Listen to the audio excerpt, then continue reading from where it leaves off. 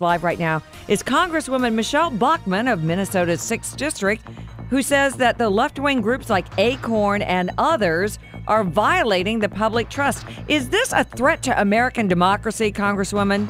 Well, good morning, John and Melanie. Thank you for letting me be on your show this morning. I think this is very concerning because we have a former employee of ACORN now occupying the White House.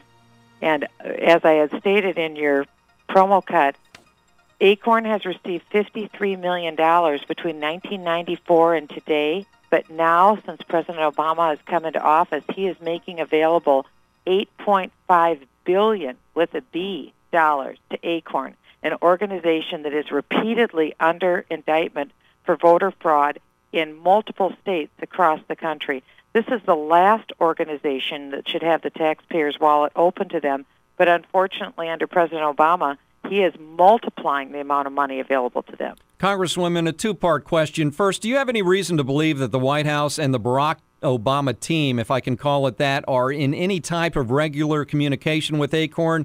And secondly, if so, are they a threat to American democracy? I think what the threat of ACORN would be diluting the ballot box and the effectiveness of our votes at the ballot box. Again, take a look. Just recently, the prosecutors in Nevada and Pennsylvania brought forward more indictment counts against ACORN for voter fraud. And think of it this way. This is what ACORN will do. They will get multiple fraudulent registration forms, stuff the registrar's office with them in hopes that maybe not all fraudulent registrations will find people at the polls voting, but there may be some people that get through. And sometimes you don't often need many in order to sway an election one way or another. I come from Minnesota. We're still in a recount with our U.S. Senate race between Senator Norm Coleman and the challenger Al Franken.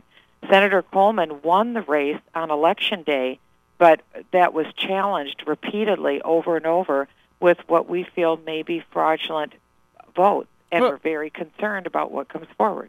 Are you worried at all when the census is being run out of Rahm Emanuel's office at the White House?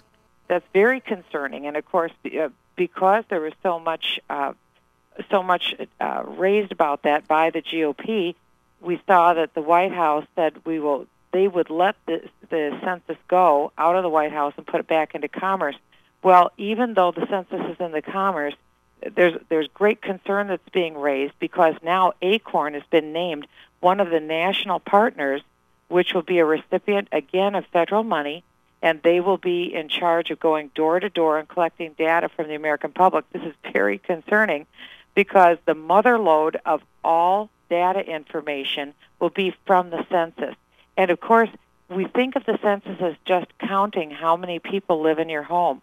Unfortunately, the census data has become very intricate, very personal, a lot of the questions that are asked. And I know for my family, the only question that we will be answering is how many people is in our home.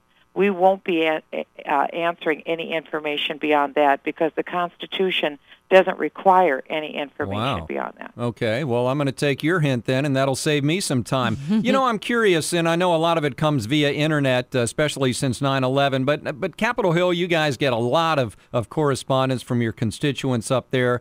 I'm wondering how many of them are flat out saying that they're afraid of the Obama White House, meaning the big government policies and the spending that is growing by the day? It is enormous. I think it is.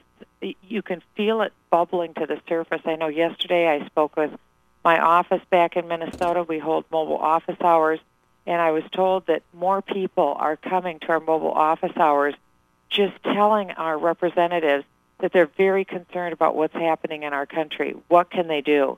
We get calls here in our office. Yesterday I had a teletown hall with probably about 4,000 people back in my district. Wow. And to a person, they're very, very concerned, not only about the out-of-control spending, but the lack of freedom.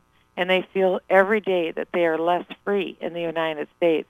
When they see the Obama administration literally taking the livelihood of over 3,000 private automobile dealerships in this country, shutting them down. When these dealerships aren't owned by Chrysler or GM, They're owned by real people who risk their own capital and their own time and fortune to build that up. And the Obama administration came in working through Chrysler and GM and just shut them down. Yeah, and these are not just ordinary people. These are Democrats and Republicans alike. This is not political. We're speaking with Congresswoman Michelle Bachmann, who's a Republican from Minnesota. Now, Congresswoman, besides Sarah Palin, you are the mainstream media's #2 female target. How does that make you feel? Well, it's an interesting place to be. This is only my 3rd year in Congress, and I think it is, in some ways, you may say, a badge of honor, and that's because I'm quite vocal and I speak out against the policies that I see coming out of the White House. But it's clear when a person speaks out against those policies, they become a target, and that should be concerning to everyone. All right. Well, a lot of people are considering you to be a rising star in the GOP, and we certainly wish you luck with your career on Capitol Hill and for speaking out for all Americans who share your beliefs. Thank you, Congresswoman. We wish you both luck, too, with this great new radio show. Yeah. Thanks for having me on. Thank you, and thanks for being on for our opening week. And please come back. Yeah. We'll be back soon, anytime.